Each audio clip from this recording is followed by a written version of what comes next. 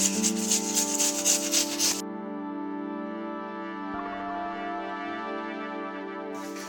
શ્રી કૃષ્ણ, જય માતાજી. ઘણા દિવસ પછી આજે આપણે ખાસ રેસીપી લઈને આવી ગયા છીએ.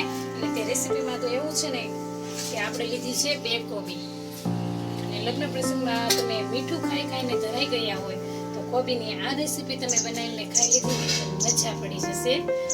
તો સૌથી પહેલાં તો આપણે આ કોબી લીધી છે ને તેને આપણે ખમણી લેવાની છે. અને તેની માટે મેં અહીંયા ખમણી લીધી છે. આ કોબીને આપણે કટ કરી લઈશું.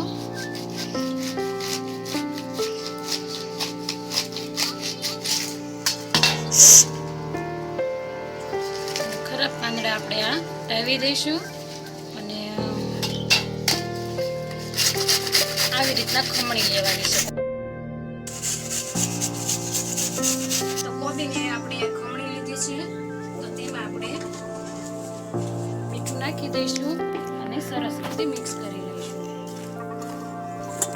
તો આપણે આ કોબીને 10 મિનિટ રહેવા દેવાની છે. તો આ કોબીને આપણે એવી રીતના દબીને પાણી નીકળે ને એટલું કાઢી નાખવાનું છે.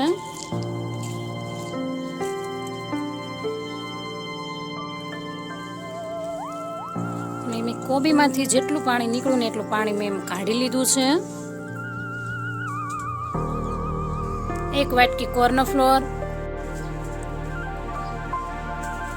મેંદાનો લોટ, અડધી વાટકી ચોખાનો લોટ, સ્વાદ પ્રમાણે મીઠું, લાલ મરચું પાવડર, 1 ચમચી જેટલું વિનેગર, આદુ મરચાં લસણની પેસ્ટ, ટમેટો સોસ,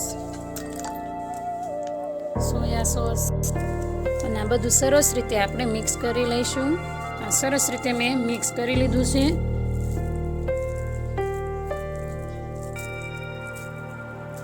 તેમાંથી આપણે સરસ એવી આવી નાની નાની ગોળીઓ વાળી લેવાની છે. તો આપણે સરસ એવી આ ગોળીઓ વળી ગઈ છે. તો મેં તેલ ગરમ થવા રાખી દીધું છે અને લીલી ડુંગળી, કાપેલા ધાણા, કેપ્સિકમ મરચાં, લસણની કળીઓ અને ડુંગળી સૂકી અને આદુ મરચાં લસણની પેસ્ટ થોડી વધારી દીધી. આપણે તેલ ગરમ થઈ જાય ને એટલે આ ગોળીઓને આપણે તળી લેવાની છે. તેલ આપણું આ ગરમ થઈ ગયું છે તો તેમાં આપણે આ બોલ્સ તળી લેવાના છે.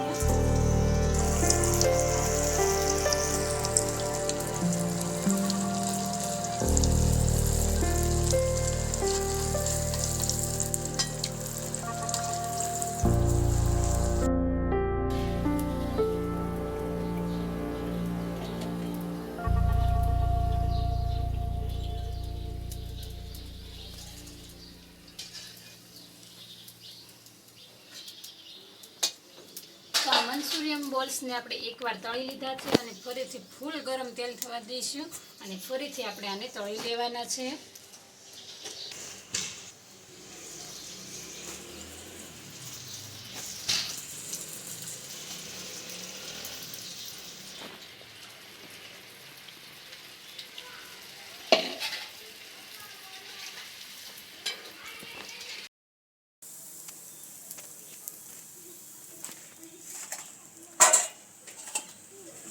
તો આપણે બધા જ મંચુરિયન બોલ્સ તળી લીધા છે. તો હવે તેલ ગરમ થવા રાખી દઈશું વઘાર માટે.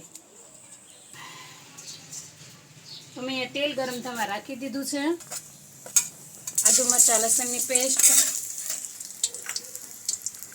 લસણની કળીઓ, આપણે લસણની કળીઓ સતળાઈ જાય ને ત્યાર પછી આપણે આ સમારેલી ડુંગળી નાખી દઈશું. તેને પણ સરસ રીતે સાતળી દઈશું.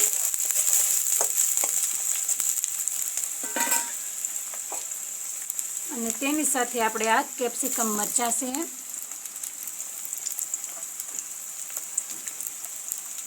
અને થોડી આ લીલી ડુંગળી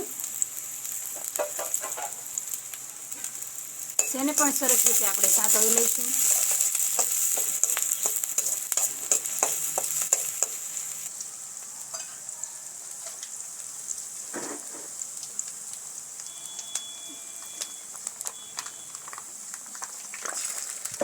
ટમેટા સોસ,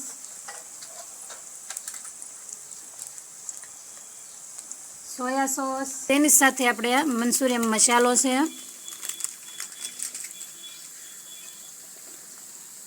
1 ચમચી કોર્નફ્લોરનું પાણી. આ બધું સરસ રીતે પહેલાં મિક્સ કરી દઈશું.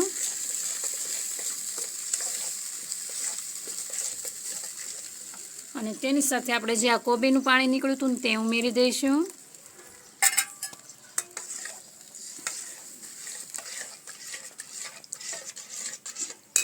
અને થોડી વાર માટે થવા દઈશું. તો વઘાર આપણે સરસ રીતે રેડી થઈ ગયો છે. તો તેમાં આપણે આ મંચુરિયન બોલ્સ ઉમેરી દઈશું.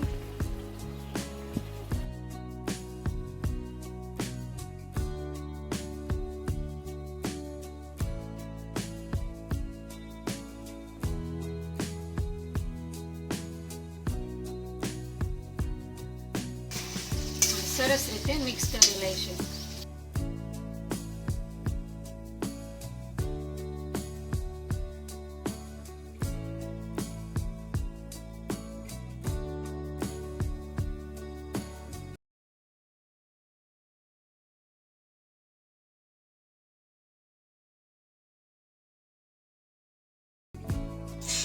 તો આપણે સરસ એવું મંચુરિયન બનીને રેડી થઈ ગયું છે. તો તેમાં આપણે થોડા કાપેલા કાંદા નાખી દઈશું.